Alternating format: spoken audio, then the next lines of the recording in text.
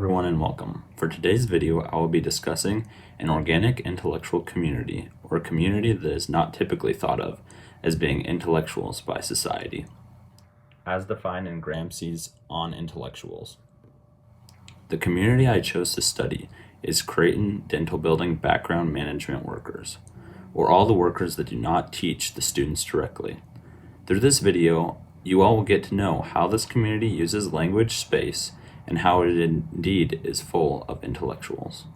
I was a bit weary at first on using a workplace in the Creighton Dental School, as the professors and doctors that teach and work in the building are most definitely considered a traditional academic community in society.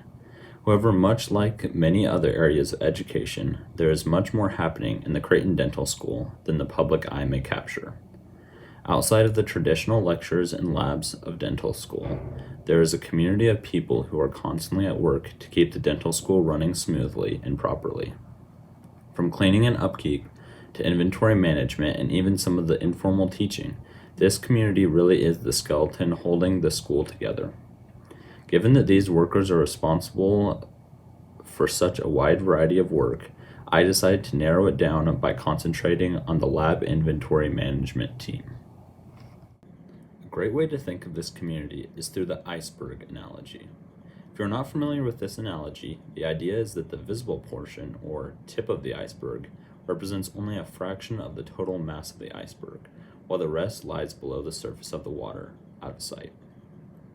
Translating this to the Creighton Dental School, the proverbial tip of the iceberg represents the portion of the dental program akin to the public eye and consists mostly of the professors, doctors, and deans of the college. On the other hand, the many workers keeping the college running through daily tasks represent the submerged portion of the iceberg. These workers, though absent from the public eye, are as, or maybe even more vital to the dental school as those at the tip of the iceberg. The first method I will use to represent this community is a visual representation. This visual representation in the form of a map will show the values of the community through its use of space. For the visual representing this community, I chose to draw a map of the third floor of the dental building. This is where the labs occur for the dental students and where the best representation of the community as a whole appears. To start, I will explain each labeled room and its purpose in this community. The dry lab is where the students work on their dental projects and where the most interactions occur between the background management, doctors, and students. The sheer volume of these interactions can cause some friction, and thus this is the place with the most conflict. However, this is also the place where the students are learning, so these conflicts are usually resolved professionally. Inventory is the area where equipment needed by faculty and students is distributed, and the main residence of background management workers on this level. This area, as you can see, has to store a lot of equipment in a little space while staying organized. The ability of management workers to find the proper equipment in an area of seeming chaos still amazes me. This area also serves as a liminal zone, as defined in Reynolds' Reading Landscapes, where categories become blurred or uncertain.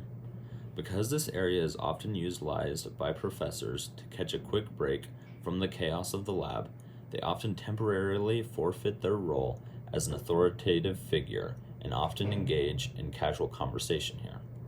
This suspension between the state of casual and professional in the inventory area makes it a liminal zone. The next area of interest is the faculty offices. This is the place of residence of the doctors and professors of the school who represent the traditional intellectuals of the community. This area is cut off to those who are not faculty, reflecting the social separation formed in mental maps, as discussed in Reynolds' Reading Landscapes. The final area on the map is the study area. This area is an open space outside the lab where dental students study and eat. Since faculty have their own space, students are often the only ones occupying this area. Because of this, dental students can often be found building friendships through their common struggles here. The elements of consciousness and relationships felt here are aspects of Williams' structures of feelings and would be of particular interest to cultural geographers because of this. The next method I will use to represent this community is through its language. Experiencing this community's language has been a very unique experience for me, as I've been around it firsthand through my work study. Because of this, I've been able to capture and analyze the community's language by observation.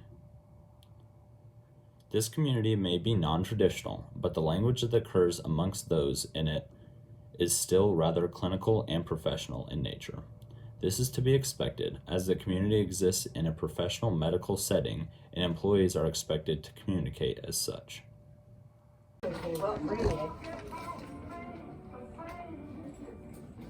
25s is what she normally uses, I think. Had to order more, so for 2021 get more. This clip is a bit hard to understand, but she was referring to a 25, which is shorthand for a certain tool that is used. This shorthand shows the shortcuts in this community's language and that they value time. At the end of the video, she reads a short message from a doctor. This message, too, is very short and precise in order to maximize efficiency. Good question. Yeah, because that was something that we don't supply the school district supply. There was a jar down here I saw on the counter.